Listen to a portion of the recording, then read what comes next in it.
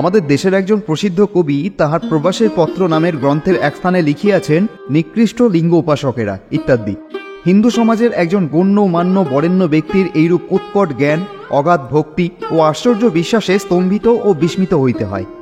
শিক্ষিত ব্যক্তির ইহা অপেক্ষা অধঃপতন আর কি হইতে পারে?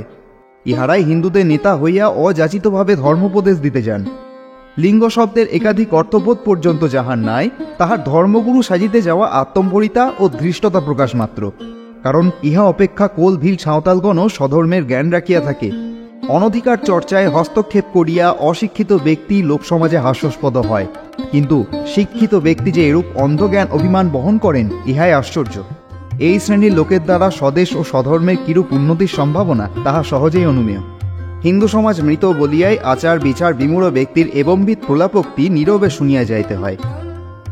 আমরা এই পর্বে পূজা পদ্ধতি ও ইষ্টনিষ্ঠা সম্পর্কে জানব, কিন্তু তার আগে বিলাসের উপকরণ চিত্রাদি হইতেও হিন্দু কিভাবে জ্ঞান লাভ করিতেছে সেটা জানা দরকার।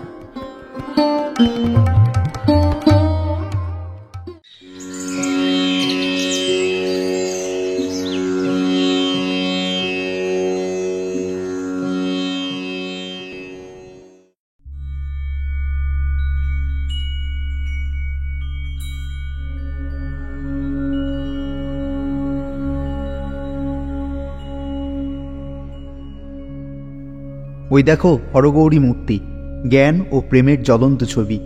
জ্ঞানই মহাদেব প্রতিম।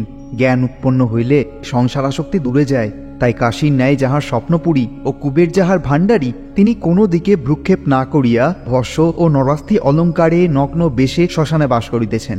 জ্ঞানযোগী সর্বকার্যে উদাসীন, কিন্তু ভগবৎ প্রেম তাহাকে জড়াইয়া। জ্ঞানে প্রেম ও প্রেমে জ্ঞান মিশিয়াছে। কি সুন্দর দৃশ্য! এবম্বিত জ্ঞানযোগীর মানুষপুরী কৈলাসধাম তুল্য। আবার ওই ছবিখানা দেখো, কৃষ্ণ কদম্বতলে দাঁড়াইয়া রাধা নামে সাধা বাঁশি বাজাইতেছেন।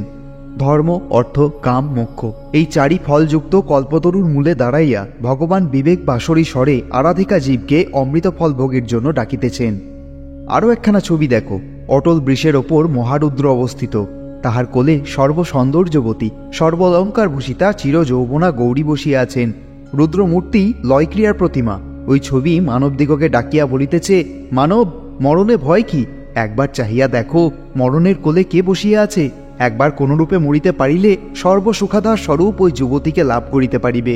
তাই কবি বলিয়াছেন, যে নিত্য উদ্যানে সেই পুষ্প বিরাজিত, রে মৃত্যু তাহার তুমি স্মরণে নিশ্চিত। কোনরূপে অতিক্রম করিলে তাহাই সফল হইবে, আশায় যাইব তথায়। কবি কৃষ্ণচন্দ্র মজুমদার। একথা মিথ্যা নহে। বৃষরূপী অটল সত্যের উপর এই বাক্য অধিষ্ঠিত। পাঠক, আরও কত দেখাইব। হিন্দু শাস্ত্রে এরূপ অসংখ্য তত্ত্ব, অনন্ত ভাব একজনের পক্ষে সমস্ত প্রকাশ করা অসম্ভব। তন্ত্র ও পুরাণের এই সকল তত্ত্ব বুঝিতে অন্য ধর্মাবলম্বীগণের এখনও বহু বিলম্ব আছে। শিবলিঙ্গ আরাধনারও রহস্য আছে। আলয়ম লিঙ্গমিত্যাহু লিঙ্গম লিঙ্গমুচ্যতে যস্মিন সর্বাণি ভূতানি লিয়ান্তে বুদ্বুদাইব। ইন্দ্রিয় বিশেষকে লিঙ্গ বলে না, আলয়কে লিঙ্গ বলিয়া জানিবে। আলয় অর্থাৎ সর্বভূত যাহাতে লয়প্রাপ্ত হয়। সমুদ্রে যেমন সমুদ্রস্থিত বুদ্বুদ লয়প্রাপ্ত হয়, তদ্রূপ শিব হইতে উদ্ভূত বুদ্বুদ স্বরূপ জীব সমুদয় যাহাতে লয়প্রাপ্ত হয়, তাহাই লিঙ্গ। সূক্ষ্ম শরীরকে লিঙ্গ শরীর বলে। অঙ্গুষ্ঠ মাত্র পুরুষ। পরম পুরুষ শিব সর্বময় হইলেও তিনি সাধকের হৃদয় মধ্যে অঙ্গুষ্ঠ পরিমিত স্থানে অবস্থিত, তাই তিনি লিঙ্গ। আকাশাম লিঙ্গমিত্যাহু পৃথিবী তস্য পীঠিকা প্রলয়ে সর্বদেবানাম লয়নালিঙ্গমুচ্যতে। আকাশ লিঙ্গ এবং পৃথিবী তাহার আসন। মহাপ্রলয়ের সময় সমুদয় দেবতাগণের নাশ হইয়া একমাত্র লিঙ্গরূপী মহাদেব বর্তমান ছিলেন, তাই তিনি লিঙ্গ শব্দে অভিহিত হইয়াছেন। অতএব লিঙ্গ বা গৌরীপীঠ অর্থে নিকৃষ্টতম স্ত্রী বা পুরুষ ইন্দ্রিয় বিশেষ নহে। অনন্ত ঈশ্বর এবং সূক্ষ্ম মূল প্রকৃতিকে সামান্য জনগণের ধ্যান ধারণার বিষয়ীভূত করিতে পারে না। সেই জন্যই অধিকার ভেদ বিরহিত এই লিঙ্গরূপী শিবের ও শিব শক্তি কালিকার আরাধনা করিবার বিধি ব্যবস্থা প্রচলিত আছে। যথা জন্মনুষানা মনুতে যে না হুর্মনোমতম তদেব ব্রহ্মতম বিদ্ধি নেদম জ্যোতিমুপাসতে। ব্রহ্ম নির্গুণ, নির্গুণের উপাসনা সম্ভব না। অতএব শক্তি সহযোগে তাহার উপাসনা করিবে। তাই লিঙ্গময় ঈশ্বর চৈতন্যের সহিত যোনিপীঠ সংস্থাপন। অতএব শিবলিঙ্গ পূজা সগুণ ব্রহ্মের উপাসনা মাত্র। আশা করি তন্ত্র পুরাণের দেবদেবীর আখ্যায়িকা ও নাম রূপ এবং প্রতিমাগুলি কেউ যেন আষাঢ়ে গল্প বা বালকের পুতুল খেলা মনে করিবেন না। বেদ বেদান্তের বিভাগকর্তা বেদব্যাসেরই সম্পাদিত সমুদয় পুরাণ। নিম্নাধিকারী জনগণকে ধর্মশিক্ষা দিবার জন্য তিনি পুরাণে জাজ্জল্যমান রূপে ব্রহ্মকে প্রদর্শন করিয়াছেন। সামান্য জনগণের ভক্তি উদ্রেক করিবার জন্য দেবদেবীর সৃষ্টি, যাহাতে সেই ভক্তি অপনীত না হয় তজ্জন্য তিনি পৌরাণিক সৃষ্টি ও কল্পনার বিষয় সাধারণের নিকট গোপন করিতে উপদেশ দিয়াছেন। কিন্তু হিন্দু জানে চিন্ময়স্যা দ্বিতীয়স্য নিষ্কলস্যা শরীরিণা উপাসকা নাম কার্যার্থম ব্রহ্মণো রূপকল্পনা। ব্রহ্ম চিন্ময়, অদ্বিতীয়, মায়াতীত এবং অশরীরী হইলেও উপাসক দিকের কার্য সাধনার্থ তাহার রূপকল্পনা হইয়া থাকে। যখন সাধক অধিকারী হইবে তখন পৌরাণিক রহস্য সমুদয় আপনি আলোকের ন্যায় প্রকাশিত হইবে। পূজা পদ্ধতি ও ইষ্টনিষ্ঠা। হিন্দুর দেবদেবী বলিয়া নয়, তাহাদের পূজা পর্যন্ত প্রত্যক্ষ আকার ধারণ করিয়াছে। হিন্দু যে আধ্যাত্মিক সাধনা বলে ভগবানকে প্রত্যক্ষ দেখেন, সে আধ্যাত্মিক সাধনাও প্রত্যক্ষ রূপে প্রদর্শিত হইয়াছে। দুর্গোৎসবে যেমন স্থূল পূজা হয়, তাহা আভ্যন্তরীণ সূক্ষ্ম সাধনারই বাহ্য আকার। ভগবত আরাধনায় অগ্রে চিত্তকে পরিশুদ্ধ করা একান্ত আবশ্যক। সেই শুদ্ধি ব্যাপারের বাহ্য রূপই আসন শুদ্ধি, অঙ্গশুদ্ধি, ভূতশুদ্ধি প্রভৃতি। এই শুদ্ধি ব্যাপার দ্বারা সাধক পরিশুদ্ধ হন। তৎপর আত্মনিবেদন ব্যাপার। চিত্ত পরিশুদ্ধ না হইলে কেহ আপনাকে সম্পূর্ণরূপে ঈশ্বরে সমর্পণ করিতে পারে না। আত্মনিবেদন করিতে গেলে হৃদয়ের সমুদয় কামনা, প্রবৃত্তি, শ্রদ্ধা ও ভক্তি দেবমুখী হওয়া চায়। সেই আত্মনিবেদনের বাহ্য রূপই নানাবিধ দ্রব্যের সহিত নৈবেদ্যমান। ভক্তি পুষ্পাঞ্জলির সহিত ভগবানকে এই নৈবেদ্য উৎসর্গ করা হয়। যতক্ষণ পর্যন্ত মায়া, মোহ ও সংসারাসক্তি থাকে ততক্ষণ পর্যন্ত কখনোই সম্পূর্ণরূপে ঈশ্বরে আত্মনিবেদন হয় না। যদি ইন্দ্রিয়পরতা ও রিপুতন্ত্রতা কিছুমাত্র থাকে তবে আত্মনিবেদন হইতে পারে না। এই সংসার আসক্তি, ইন্দ্রিয় ও রিপুপরতন্ত্রতাই মানবের পশুত্ব, কারণ ইতর পশুতেই তাহা বিদ্যমান। সুতরাং এই পশুত্বের একেবারে সংহার করা আবশ্যক। তাই আত্মনিবেদন রূপ নৈবেদ্য দানের পরই পশু বলির ব্যবস্থা আছে। যখন সংসার আসক্তির অবসান হয় তখন তাহার দেহস্থিত তমগুণান্বিত পশুর বলিদান হয়। সাধকের যখন এইরূপ পশুবলি হয় তখনই তাহার ইষ্টে সম্পূর্ণরূপে রতি ও একান্ত আসক্তি জন্মে। ঈশ্বরে পূর্ণাসক্তি নামই আরাত্রিক।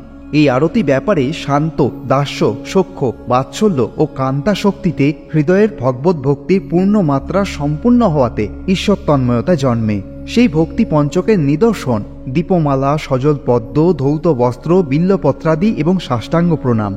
এই পঞ্চরূপে আরাধনাই ঈশ্বরকে আরতি দান। যে ঐশ্বরিক জ্ঞানে দেব দর্শন হয়, সেই জ্ঞান ভক্তির পঞ্চদীপ আধারে জ্যোতিস্বরূপ হইয়া প্রকাশিত হয়। তখন অন্তরে এই জ্ঞানালোক প্রজ্বলিত হইয়া সাধকের অন্তরে ভগবত শক্তি দশভুজা সত্য মূর্তিতে 10 দিক আলো করিয়া দেখা দেন। অন্যান্য দেবদেবীর পূজাও এইরূপ। ইহাতে সাধকের নিষ্কাম ধর্ম সর্বস্ব ভগবৎচরণে অর্পণ, চিত্তের একাগ্রতা ও ইষ্টনিষ্ঠা সাধিত হয়। হিন্দু উপাসক মৃন্ময়ী বা শিলাময়ী বা দারুময়ী মূর্তির প্রাণ প্রতিষ্ঠা করিয়া দেবত্বের পূজা করেন। সেই প্রাণ প্রতিষ্ঠায় মৃত্তিকা, কাষ্ঠ, পাষাণ উড়িয়া যায়। তাহাতে ভগবানের সূক্ষ্মরূপের আবির্ভাব হয়। পূজার এইরূপ নিয়ম আছে। সাধক প্রথমে দেবতার রূপ ধ্যান করত, স্বীয় মস্তকে পুষ্প দিয়া মানস প্রচারে পূজা করিবে। ইহাতে বোঝা যায় প্রথমে পরমাত্মাকে দেবতারূপে কল্পনা করিয়া দেহস্থ চতুর্বিংশতি তত্ত্ব তাহার চরণে অর্পণ করা হয়।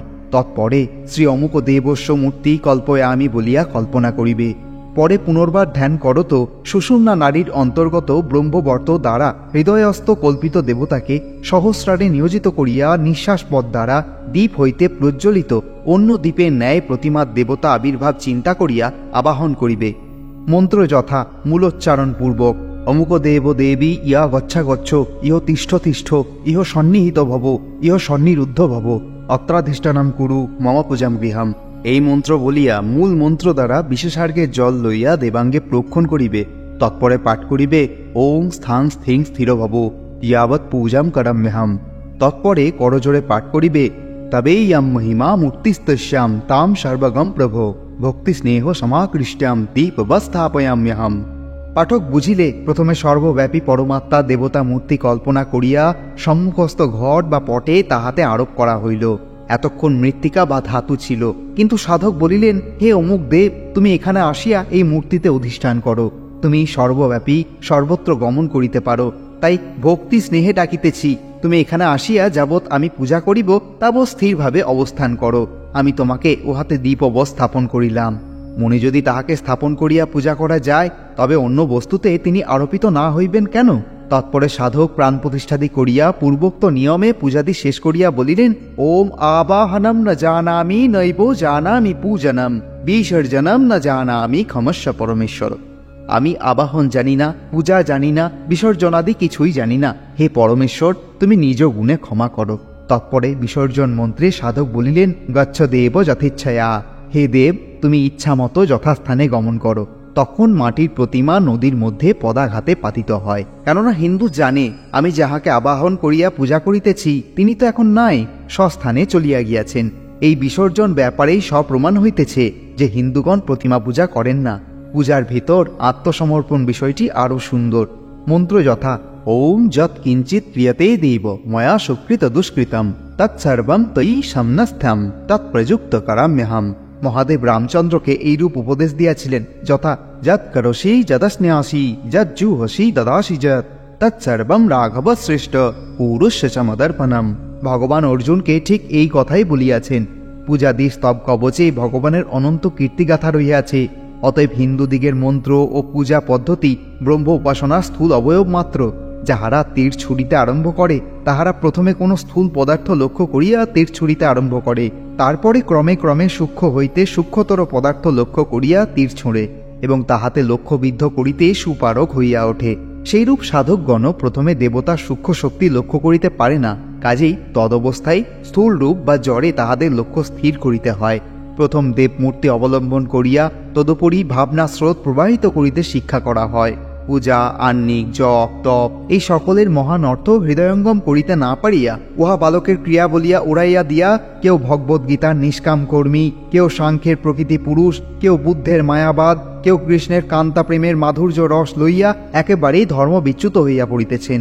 জানি সে সকল কার্য উত্তম ও সাধনাদের মধ্যে শ্রেষ্ঠ, কিন্তু তাহাতে তোমার কি? তুমি সুজ গমনে অক্ষম, কামানের বায়না লও কেন? তুমি যাহা জানো, যেমন সঞ্চয় করিয়াছ, যেমন অধিকারী হইয়াছ, তদ্রূপ কার্য করো।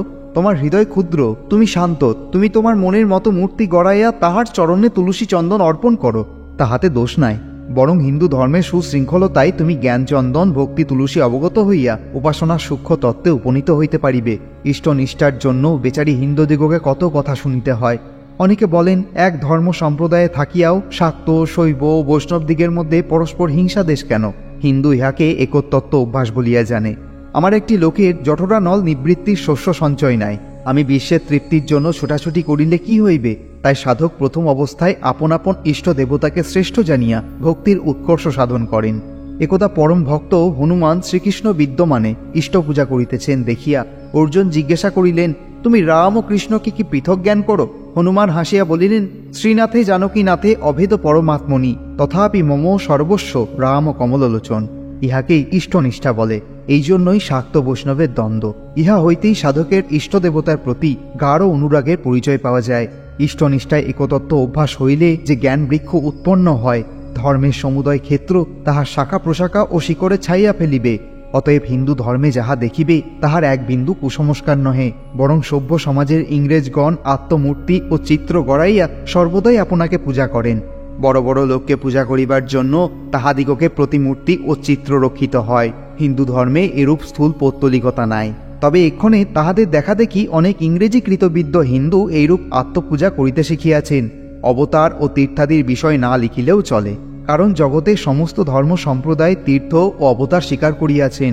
মুসলমানদিগের মক্কা, মদিনা, পেরো তীর্থস্থান আর মোহাম্মদ অবতার। খ্রিস্টীয় ধর্মে জর্ডান নদীর জল পবিত্র এবং যীশু ঈশ্বরের পুত্র বলিয়া কথিত হইয়াছেন। দেবতা হইতে খড়কুটা পর্যন্ত পূজা করিলেও হিন্দুগণ জানেন পরব্রহ্ম জ্ঞান ব্যতি রেখে যাগযজ্ঞাদি ক্রিয়াকাণ্ডের অনুষ্ঠান দ্বারা বা সাকার দেবদেবীর পূজা অর্চনা দ্বারা অথবা তীর্থস্থান দ্বারা কিংবা যথেচ্ছাহার বা নিরাহার দ্বারা কখনো মুক্তি লাভে সমর্থ হওয়া যায় না। মুক্তিস্থ ব্রহ্মতত্ত্বস্য জ্ঞানদেব ন চান্যথা স্বপ্রবোধম বিনা নৈব স্বস্বপ্ন হিয়তে যথা। যেমন স্বীয় স্বপ্ন অবস্থা নিবারণের জন্য স্বকীয় জাগরণ ব্যতীত উপায়ান্তর নাই, তদ্রূপ ব্রহ্মতত্ত্ব জ্ঞান ব্যতীত মুক্তির আর অন্য উপায় নাই। যো বা এদক্ষরম গার্গো বেদিত্যাহস্মি লোকে যো বাতি যজতে তপস্তপতে বহুনি বর্ষ সহস্রাণ্যন তদ্দেবাশ্চ তদ্ভবতি। হে গার্গী, কোনো ব্যক্তি অবিনাশী পরমেশ্বরকে না জানিয়া যদিও ইহলোকে বহু সহস্র বৎসর হোম যাগ তপস্যাদি করে, তথাপি সে স্থায়ী ফল প্রাপ্ত হয় না। অভ্যক্তম ব্যক্তিমাপন্নম মন্নন্তে মাম বুদ্ধয় পরম ভাবমজানন্ত মমা ব্যয়মনুত্তমম। সংসার হইতে অতীত যে আমার শুদ্ধ নিত্য স্বভাব, অল্প বুদ্ধি লোক সকল তাহা জানিতে না পারিয়া অজ্ঞতা প্রযুক্ত আমাকে মনুষ্যাদির ন্যায় অবয়ব বিশিষ্ট জ্ঞান করে। ইদম তীর্থমদম তীর্থ ভ্রমন্তি তামসা জনা আত্মতীর্থম ন জানাস্থি কথম মোক্ষ বারাননে। তমগুণ বিশিষ্ট লোক সকল এ তীর্থ ও তীর্থ এতদ্রুপ ভ্রমেতে আচ্ছন্ন হইয়া সর্বত্র ভ্রমণ করে।